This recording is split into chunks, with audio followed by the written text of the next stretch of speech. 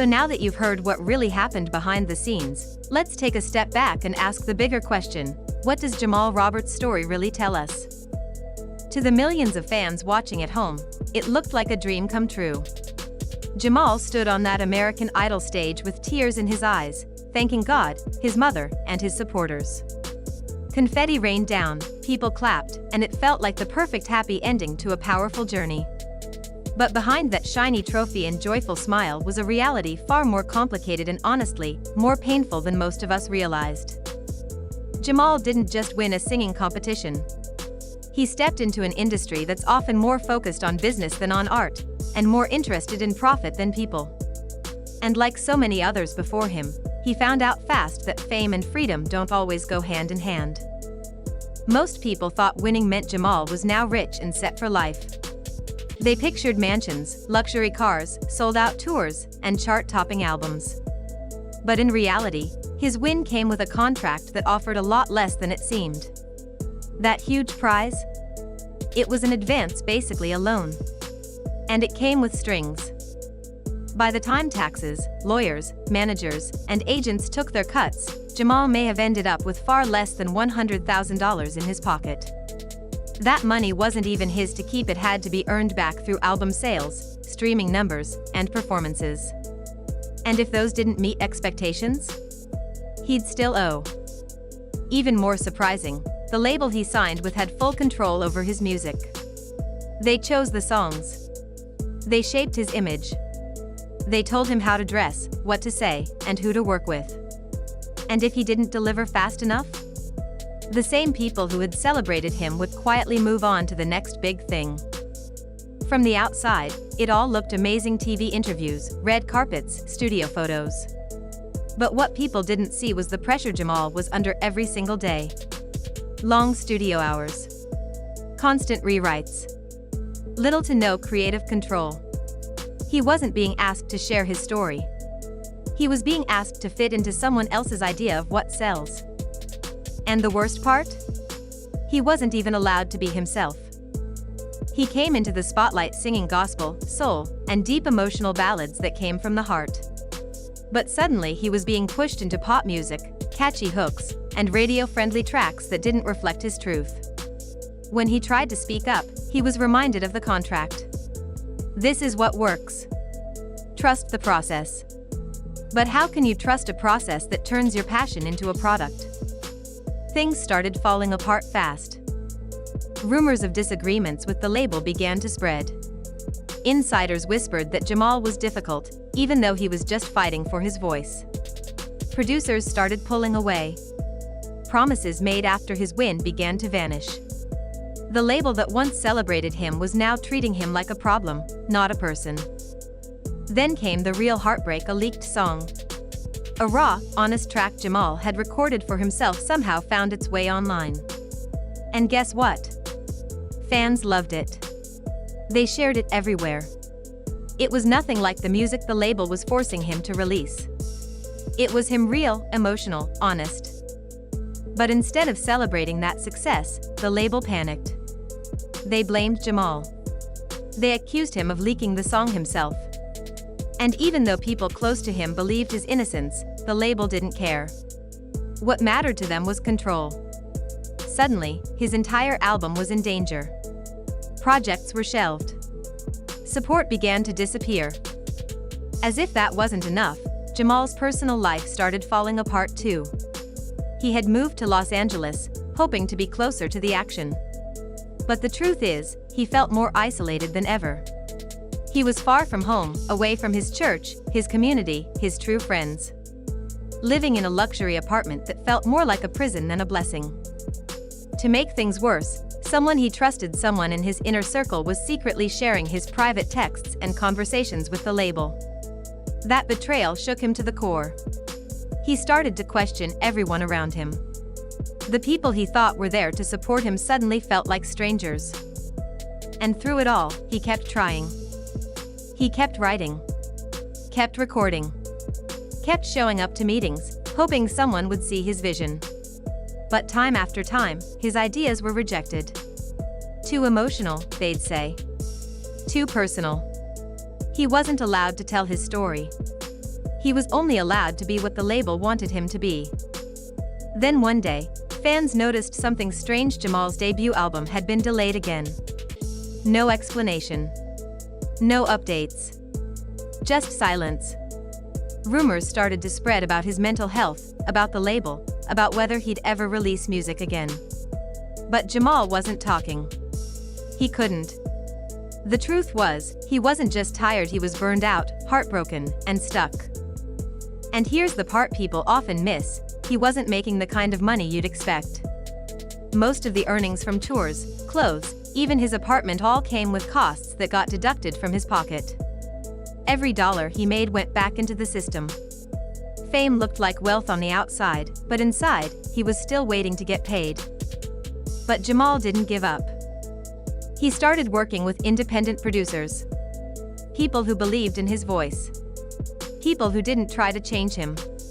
Slowly, he began releasing music on his own terms. Without the flashy label, without the big budget, but with honesty and heart. And guess what? Listeners noticed. His music started gaining traction.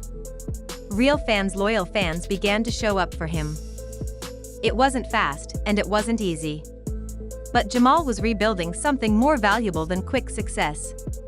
He was building trust, respect, and authenticity. He was finally becoming the artist he was meant to be, not the one the industry tried to mold. So now I want to hear from you. Were you surprised by what Jamal went through after winning American Idol? Did you ever think someone could win a show like that and still struggle this much? Have you ever been in a situation that looked perfect from the outside, but behind the scenes felt totally different? Drop your thoughts in the comments. Share your own story if you feel like it. And if this video opened your eyes, don't forget to hit the like button and subscribe. We'll keep bringing you real stories from behind the scenes, because sometimes, the truth matters more than the spotlight. Thanks for watching, and remember, winning is just the beginning. What comes next? That's the real journey. And that brings us to the real question: what does Jamal's journey teach us, not just about the music industry but about the price of fame? When Jamal won American Idol, it felt like the perfect ending to a beautiful story. Millions of viewers saw him smiling, tearing up, and thanking God and his family. The confetti fell, the lights shined bright, and everyone believed they had just witnessed the beginning of a superstar's dream career. But as we now know, the moment that looked like a fairy tale was really just the start of a much harder chapter. One filled with contracts, compromises, and control.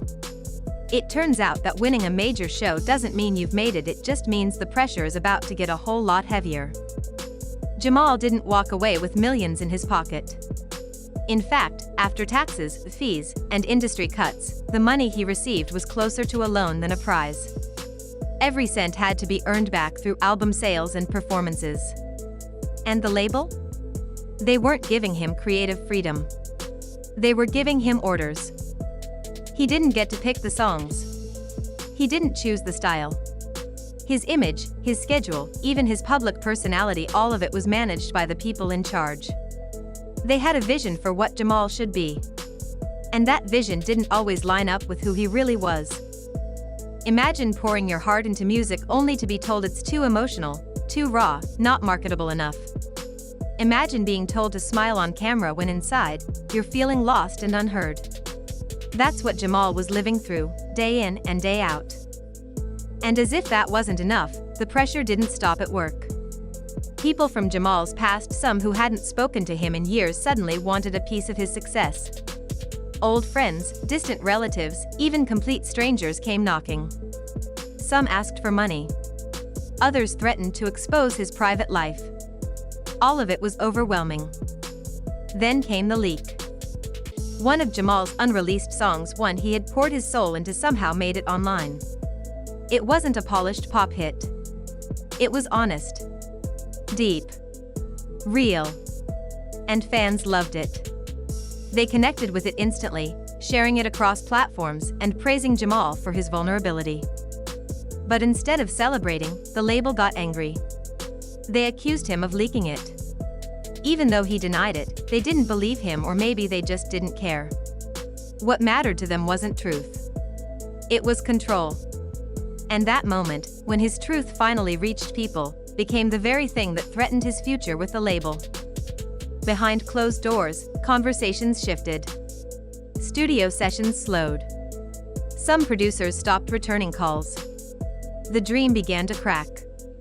Jamal, the man with all the potential in the world, was now seen as a risk just for wanting to be himself. He moved to Los Angeles hoping to be closer to opportunity. But what he found instead was loneliness. Far from his church, his roots, and the people who grounded him, he was surrounded by cameras, handlers, and contracts, but rarely by anyone he truly trusted. And then came the biggest betrayal. Someone from Jamal's inner circle had been feeding his private thoughts, messages, and frustrations to the label. That level of trust, once broken, shook him deeply. Who could he confide in anymore? But even in the midst of all that, Jamal didn't stop fighting. He started writing again. Not for the label. For himself. He connected with indie producers who believed in his voice, not just what would sell on the radio. He slowly began releasing music outside the label's machine, raw, honest songs that reminded fans why they loved him in the first place. And you know what? It worked. The response was small at first, but it was real. Listeners resonated with his truth. They didn't care if the track was top 40 or Grammy nominated. They cared that it was his. And that's when Jamal began to rebuild not just his career, but his confidence, his vision, his peace of mind. Because in the end, Jamal's story isn't just about contracts and fame. It's about identity. It's about what happens when you step into the spotlight and realize the real fight is staying true to yourself. It's about how the industry can make you feel like a product, but how choosing authenticity over approval is the most powerful move of all. So here's the big takeaway. Fame can open doors, but it doesn't guarantee freedom. Success might come quickly, but peace, happiness, and creative control take time, boundaries, and courage. Jamal's story is a reminder that what we see on TV or social media is just the surface. Behind every viral moment, there's a human being trying to stay grounded, trying to survive the pressure, and trying to hold on to their dreams. And now, I want to hear from you. Were you surprised to learn what really happens after the cameras stop rolling? Did you ever imagine that winning a show like American Idol could actually be the beginning of the hardest part? Have you ever been in a situation where things looked perfect on the outside, but behind closed doors, it was a whole different story? Share your thoughts in the comments. Let's talk about it. And if Jamal's journey moved you, hit that like button and subscribe for more honest stories from behind the spotlight. We're committed to telling the real side of fame, creativity, and the hustle that comes with chasing your dreams. Because at the end of the day, the truth matters. And Jamal's truth deserves to be heard, not just remembered as a winner, but celebrated as a fighter. Thanks for watching, and we'll see you in the next one. Did you ever imagine that winning a show like American Idol could actually be the beginning of the hardest part? Have you ever been in a situation where things looked perfect on the outside, but behind closed doors, it was a whole different story? Share your thoughts in the comments. Let's talk about it. And if Jamal's journey moved you, hit that like button and subscribe for more honest stories from behind the spotlight. We're committed to telling the real side of fame, creativity, and the hustle that comes with chasing your dreams. Because at the end of the day, the truth matters.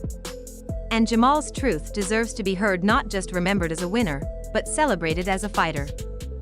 Thanks for watching, and we'll see you in the next one.